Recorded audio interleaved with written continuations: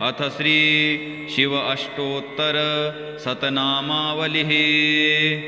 ओम शिवाय नमः। ओम महेश्वराय नमः। ओम शंभवे नमः। ओम पिनाकिने नमः। ओम शशिशेखराय नमः। ओम वामदेवाय नमः। ओम विरूपाक्षाय नमः। ओम कपर्दिने नमः। ओम नीललोहिताय नमः। ओम शंकराय नमः। ओम शूलपाणिने नमः। ओम खट्वांगिने नमः। ओम विष्णुवल्लभाय नमः। ओम सिपिविष्टाय नमः। ओम अंबिकानाथाय नमः। ओम श्रीकंठाय नमः। ओम भक्तवत्सलाय नमः। ओम भवाय नमः। ओम सर्वाय नमः। ओम त्रिलोकेशाय नमः। ओम सितिकंठाय नमः। ओम शिवाप्रियाय नमः। ओम उग्राय नमः। ओम कपालिने नमः। ओम कामारये नमः। ओम अंधकासुरसूदनाय नमः। ओम गंगाधराय नमः। ओम ललाटाक्षाय नमः। ओम कालकालाय नमः। ओम कृपानिधये नमः। ओम भीमाय नमः। ओम परशुहस्ताय नमः। ओम मृगपाणये नमः। ओम जटाधराय नमः। ओम कैलासवासिने नमः। ओम कवचिने नमः। ओम कठोराय नमः। ओम त्रिपुरांतकाय नमः। ओम वृषांकाय नमः। ओम वृषभारूढ़ाय नमः। ओम भस्मोद्धूलितविग्रहाय नमः। ओम सामप्रियाय नमः। ओम स्वरमयाय नमः। ओम त्रयीमूर्तये नमः। ओम अनीश्वराय नमः। ओम सर्वज्ञाय नमः। ओम परमात्मने नमः। ओम सोमलोचनाय नमः। ओम सूर्यलोचनाय नमः। ओम अग्निलोचनाय नमः। ओम हविर्यज्ञमयाय नमः। ओम सोमाय नमः। ओम पंचवक्त्राय नमः। ओम सदाशिवाय नमः। ओम विश्वेश्वराय नमः। ओम वीरभद्राय नमः। ओम गणनाथाय नमः। ओम प्रजापतये नमः। ओम हिरण्यरेतसे नमः। ओम दुर्धर्षाय नमः। ओम गिरीशाय नमः। ओम गिरिशाय नमः। ओम अनघाय नमः। ओम भुजंगभूषणाय नमः। ओम भर्गाय नमः। ओम गिरिधन्विने नमः। ओम गिरिप्रियाय नमः। ओम कृत्तिवाससे नमः। ओम पुरारातये नमः। ओम भगवते नमः। ओम प्रमथाधिपाय नमः। ओम मृत्युंजयाय नमः। ओम सूक्ष्मतनवे नमः। ओम जगतव्यापिने नमः। ओम जगतगुरवे नमः। ओम व्योमकेशाय नमः। ओम महासेनजनकाय नमः। ओम चारुविक्रमाय नमः। ओम रुद्राय नमः। ओम भूतपतये नमः। ओम स्थाणवे नमः। ओम अहिरबुध्न्याय नमः। ओम दिगंबराय नमः। ओम अष्टमूर्तये नमः। ओम अनेकात्मने नमः। ओम सात्विकाय नमः। ओम शुद्धविग्रहाय नमः। ओम शाश्वताय नमः। ओम खंडपरशवे नमः। ओम अजपास विमोचकाय नमः। ओम मृडाय नमः। ओम पशुपतये नमः। ओम देवाय नमः। ओम महादेवाय नमः। ओम अव्ययाय नमः। ओम प्रभवे नमः। ओम पूषदंतभिदे नमः। ओम अभ्यग्राय नमः।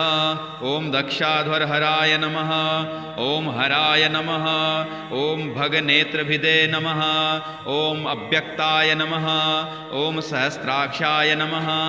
ओम सहस्रपदे नमः। ओम अपवर्गप्रदाय नमः। ओम अनंताय नमः। ओम तारकाय नमः। ओम परमेश्वराय नमः। ओम शिवाय नमः। ओम महेश्वराय नमः। ओम शंभवे नमः। ॐ पिनाकिने नमः। ॐ शशिशेखराय नमः। ॐ वामदेवाय नमः।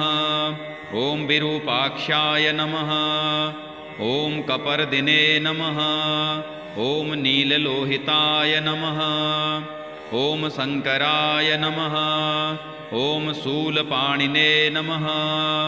ॐ खट्वाङ्गिने नमः। ॐ विष्णुवल्लभाय नमः। ॐ सिपिविष्टाय नमः। ॐ अम्बिकानाथाय नमः। ॐ श्रीकण्ठाय नमः।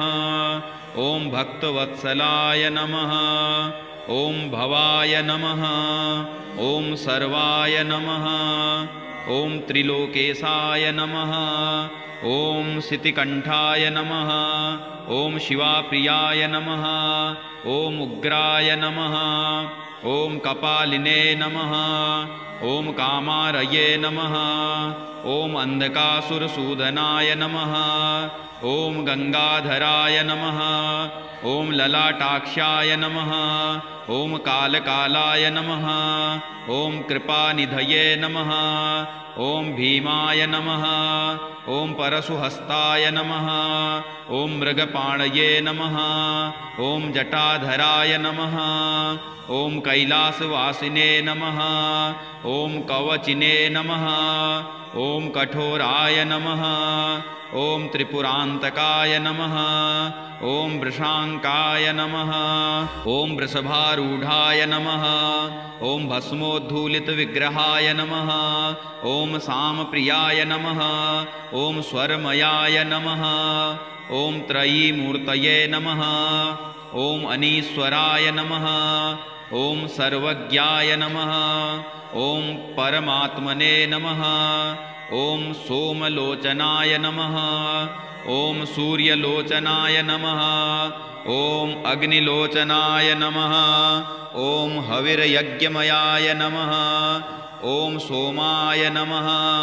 ॐ पञ्चवक्त्राय नमः। ॐ सदाशिवाय नमः। ॐ विश्वेश्वराय नमः। ॐ वीरभद्राय नमः। ॐ गणनाथाय नमः। ॐ प्रजापतये नमः। ॐ हिरण्यरेतसे नमः। ॐ दुर्धर्षाय नमः। ॐ गिरीशाय नमः। ॐ गिरिशाय नमः। ॐ अनघाय नमः। ॐ भुजङ्गभूषणाय नमः। ॐ भर्गाय नमः। ॐ गिरिधन्विने नमः। ॐ गिरिप्रियाय नमः। ॐ कृत्तिवाससे नमः। ॐ पुरारातये नमः। ॐ भगवते नमः। ॐ प्रमथाधिपाय नमः। ॐ मृत्युञ्जयाय नमः। ॐ सूक्ष्मतनवे नमः। ॐ जगद्व्यापिने नमः। ॐ जगद्गुरवे नमः। ॐ व्योमकेशाय नमः। ॐ महासेनजनकाय नमः। ॐ चारुविक्रमाय नमः। ॐ रुद्राय नमः। ॐ भूतपतये नमः। ॐ स्थाणवे नमः। ॐ अहिरबुध्न्याय नमः। ॐ दिगम्बराय नमः। ॐ अष्टमूर्तये नमः। ॐ अनेकात्मने नमः। ॐ सात्विकाय नमः। ॐ शुद्धविग्रहाय नमः। ॐ शाश्वताय नमः। ॐ खण्डपरशवे नमः। ॐ अजपाशविमोचकाय नमः। ॐ मृडाय नमः। ॐ पशुपतये नमः। ॐ देवाय नमः। ॐ महादेवाय नमः। ॐ अव्ययाय नमः। ॐ प्रभवे नमः। ॐ पूषदन्तभिदे नमः। ॐ अव्यग्राय नमः।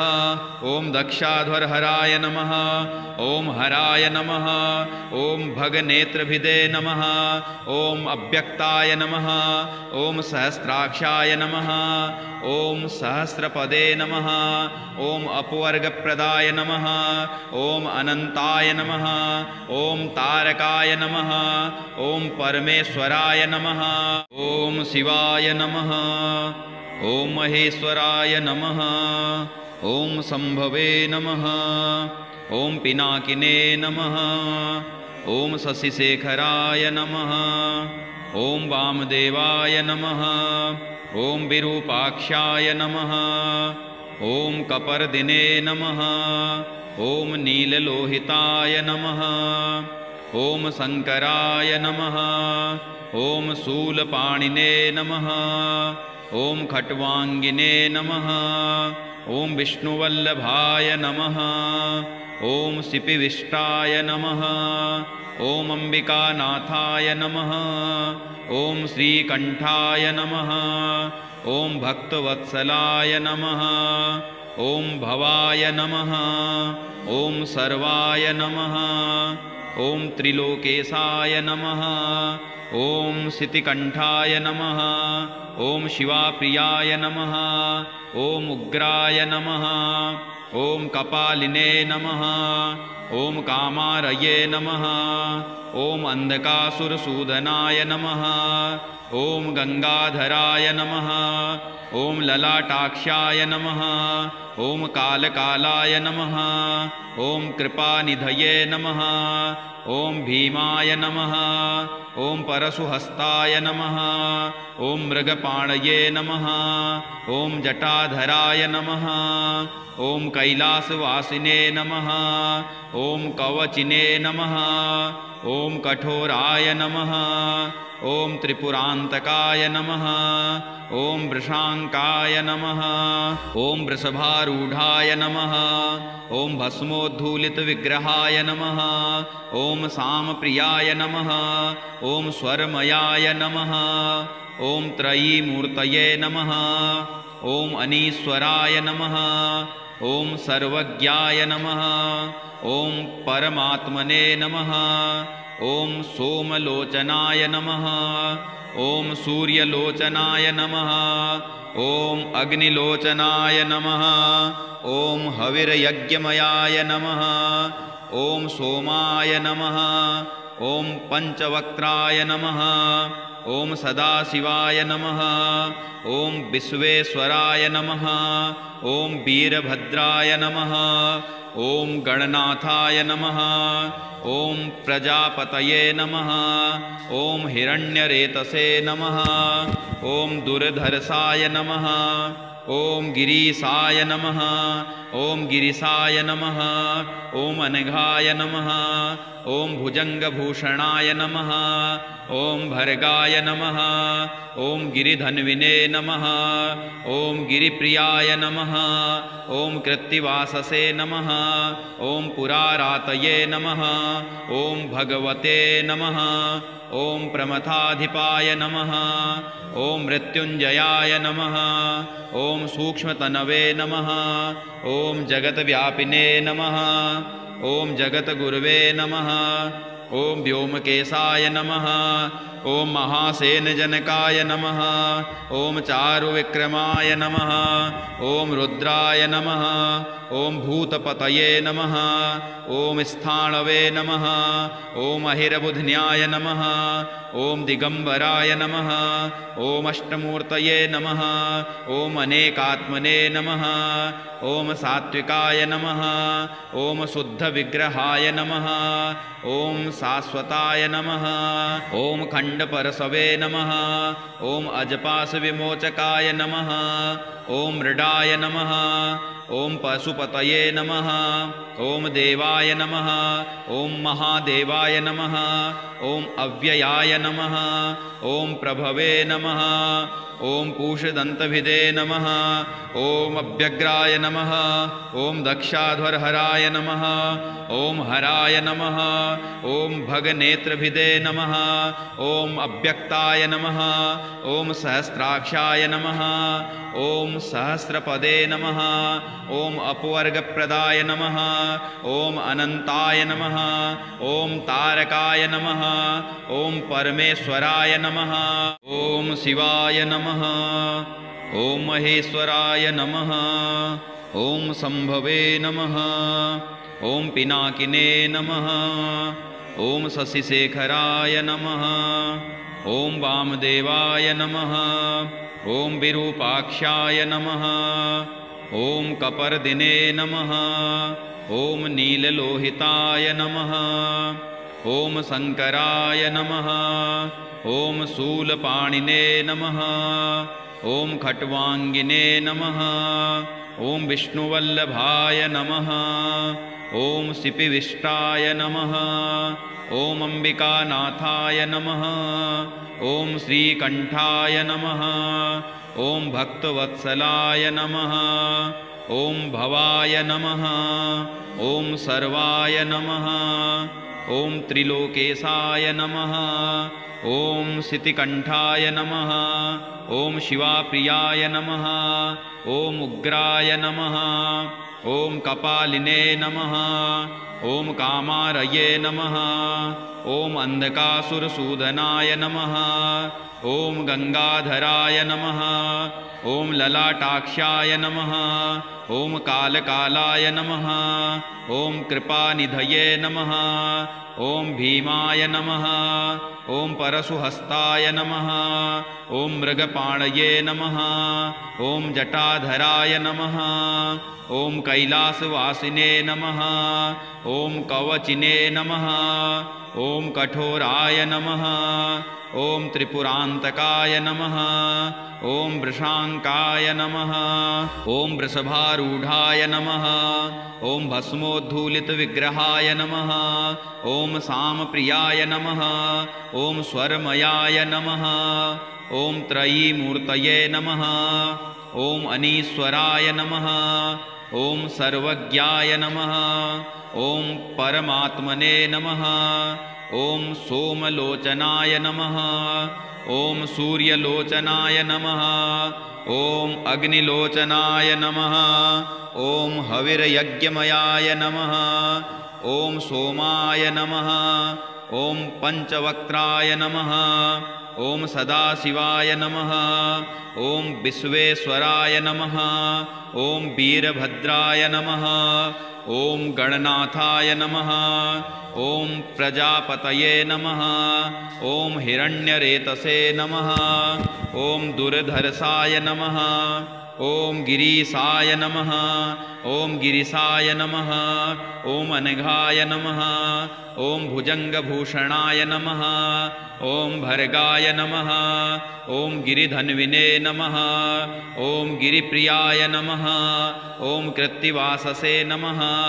ॐ पुरारातये नमः। ॐ भगवते नमः। ॐ प्रमथाधिपाय नमः। ॐ मृत्युञ्जयाय नमः। ॐ सूक्ष्मतनवे नमः। ॐ जगद्व्यापिने नमः। ॐ जगद्गुरवे नमः। ॐ व्योमकेशाय नमः। ॐ महासेनजनकाय नमः। ॐ चारुविक्रमाय नमः। ॐ रुद्राय नमः। ॐ भूतपतये नमः। ॐ स्थाणवे नमः। ॐ अहिरबुध्न्याय नमः। ॐ दिगंबराय नमः। ॐ अष्टमूर्तये नमः। ॐ अनेकात्मने नमः। ॐ सात्विकाय नमः। ॐ शुद्धविग्रहाय नमः। ॐ शाश्वताय नमः। ॐ खण्डपरशवे नमः। ॐ अजपाशविमोचकाय नमः। ॐ मृडाय नमः। ॐ पशुपतये नमः। ॐ देवाय नमः। ॐ महादेवाय नमः। ॐ अव्ययाय नमः। ॐ प्रभवे नमः। ॐ पूषदन्तभिदे नमः। ॐ अभ्यग्राय नमः। ॐ दक्षाध्वरहराय नमः। ॐ हराय नमः। ॐ भगनेत्रभिदे नमः। ॐ अव्यक्ताय नमः। ॐ सहस्राक्षाय नमः। ॐ सहस्रपदे नमः। ॐ अपवर्गप्रदाय नमः। ॐ अनन्ताय नमः। ॐ तारकाय नमः। ॐ परमेश्वराय नमः। ॐ शिवाय नमः। ॐ महेश्वराय नमः। ॐ शम्भवे नमः। ॐ पिनाकिने नमः। ॐ शशिशेखराय नमः। ॐ वामदेवाय नमः। ॐ विरूपाक्षाय नमः। ॐ कपर्दिने नमः। ॐ नीललोहिताय नमः। ॐ शङ्कराय नमः। ॐ शूलपाणिने नमः। ॐ खट्वाङ्गिने नमः। ॐ विष्णुवल्लभाय नमः। ॐ सिपिविष्टाय नमः। ॐ अम्बिकानाथाय नमः। ॐ श्रीकण्ठाय नमः। ॐ भक्तवत्सलाय नमः। ॐ भवाय नमः ॐ सर्वाय नमः ॐ त्रिलोकेशाय नमः ॐ सितिकण्ठाय नमः ॐ शिवाप्रियाय नमः ॐ उग्राय नमः ॐ कपालिने नमः ॐ कामारये नमः ॐ अन्धकासुरसूदनाय नमः ॐ गंगाधराय नमः ॐ ललाटाक्षाय नमः ॐ कालकालाय नमः ॐ कृपानिधये नमः ॐ भीमाय नमः ॐ परशुहस्ताय नमः ॐ मृगपाणये नमः ॐ जटाधराय नमः ॐ कैलासवासिने नमः ॐ कवचिने नमः ॐ कठोराय नमः ॐ त्रिपुरान्तकाय नमः ॐ वृषाङ्काय नमः ॐ वृषभारूढाय नमः ॐ भस्मोद्धूलितविग्रहाय नमः ॐ सामप्रियाय नमः ॐ स्वरमयाय नमः ॐ त्रयीमूर्तये नमः ॐ अनीश्वराय नमः ॐ सर्वज्ञाय नमः ॐ परमात्मने नमः ॐ सोमलोचनाय नमः ॐ सूर्यलोचनाय नमः ॐ अग्निलोचनाय नमः ॐ हविर्यज्ञमयाय नमः ॐ सोमाय नमः ॐ पंचवक्त्राय नमः ॐ सदाशिवाय नमः ॐ विश्वेश्वराय नमः ॐ वीरभद्राय नमः ॐ गणनाथाय नमः ॐ प्रजापतये नमः ॐ हिरण्यरेतसे नमः ॐ दुर्धर्षाय नमः ॐ गिरीशाय नमः ॐ गिरिशाय नमः ॐ अनघाय नमः ॐ भुजङ्गभूषणाय नमः ॐ भर्गाय नमः ॐ गिरिधन्विने नमः ॐ गिरिप्रियाय नमः ॐ कृत्तिवाससे नमः ॐ पुरारातये नमः ॐ भगवते नमः ॐ प्रमथाधिपाय नमः ॐ मृत्युञ्जयाय नमः ॐ सूक्ष्मतनवे नमः ॐ जगद्व्यापिने नमः ॐ जगद्गुरवे नमः ॐ व्योमकेशाय नमः ॐ महासेनजनकाय नमः ॐ चारुविक्रमाय नमः ॐ रुद्राय नमः ॐ भूतपतये नमः ॐ स्थाणवे नमः ॐ अहिरबुध्न्याय नमः ॐ दिगंबराय नमः ॐ अष्टमूर्तये नमः ॐ अनेकात्मने नमः ॐ सात्विकाय नमः ॐ शुद्धविग्रहाय नमः ॐ शाश्वताय नमः ॐ खण्डपरशवे नमः ॐ अजपाशविमोचकाय नमः ॐ मृडाय नमः ॐ पशुपतये नमः ॐ देवाय नमः ॐ महादेवाय नमः ॐ अव्ययाय नमः ॐ प्रभवे नमः ॐ पूषदन्तभिदे नमः ॐ अभ्यग्राय नमः ॐ दक्षाध्वरहराय नमः ॐ हराय नमः ॐ भगनेत्रभिदे नमः ॐ अव्यक्ताय नमः ॐ सहस्राक्षाय नमः ॐ सहस्रपदे नमः ॐ अपवर्गप्रदाय नमः ॐ अनन्ताय नमः ॐ तारकाय नमः ॐ परमेश्वराय नमः।